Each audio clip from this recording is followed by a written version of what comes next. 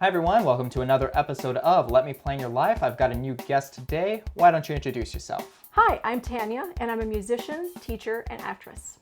So, Tanya, are you ready to see your future? I am. By the year 2028, the ozone layer will have depleted to the point where a solar flare that ordinarily would be harmless will strike every electronic device completely useless. Now, you and your husband will be dependent on your knowledge for days gone past, which doesn't make sense at first because all you know are a bunch of really old card games. However, without casinos to compete with, this actually turns into a very lucrative opportunity for the two of you. By the year 2038, technology and science have recovered, but the effects of the solar flare are still very apparent. You see, because automobiles manufactured between 2005 and 2025 were rendered completely useless, there was no way to travel across the country. Without electricity, there's no post office, no social media, no phone service. There is no way to contact anyone in your family for those years, and you will have lost touch as a result. When everything finally is back up to speed, everyone will end up with a new IP address, a new social media accounts, new phone numbers. There will just be no way of ever contacting your family again. Finally, by the year 2048, the children in your neighborhood will make fun of you for being the crazy old lady who used to have to do laundry with rocks. You'll want to say something about how you used to own a laundry machine, but then you'll remember, oh wait, there was that period in the 2030s when I couldn't do anything but do laundry with rocks.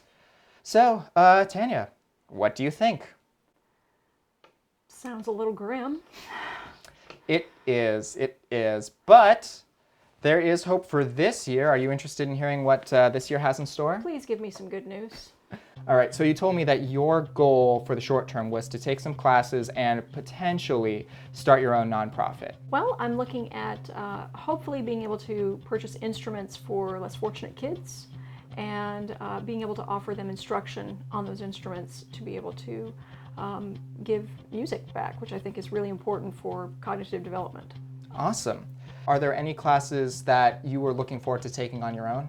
Mostly some Photoshop classes, probably some social media marketing classes, and then just sort of anything else that might help along the way for developing the nonprofit. Cost-wise, you're probably going to have to spend 10 hours a week in class, and most classes will cost around $150 from LA Valley College. There are scholarships you are eligible for because you are a woman, you are a Californian, and you're a returning student. If the scholarships don't work out, and if the FAFSA doesn't work out, and if government grants do not work out, it's only $150, which is not the worst price tag in the world. So if you were to budget about $40 a month from this point on, you would be able to afford that no matter what for one class.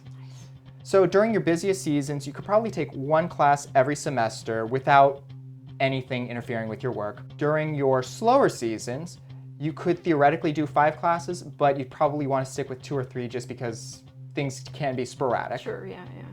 I would suggest applying for all of your scholarships now and then register with the LA Community College Board by July if you haven't already done so. Some of the classes you should look at taking because they would be business expenses would be business law, accounting, entrepreneurship, finance, graphic design, and advertising. But I understand that you have held your own business for several years at this point, so definitely look at the course descriptions before enrolling.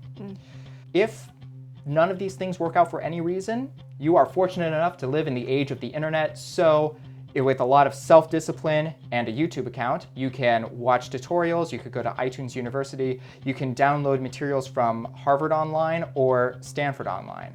So, how does that sound? That sounds good. Sounds doable? Yeah. Thanks a lot, Tanya, for stopping by. Thank you. Thanks again for joining us on Let Me Plan Your Life. If you would like to be on the next episode, hit the link below. If you would like to follow us on social media, we'll have really cool behind-the-scenes content. And make sure you hit the like and subscribe buttons up top. Thanks a lot, and see you next time.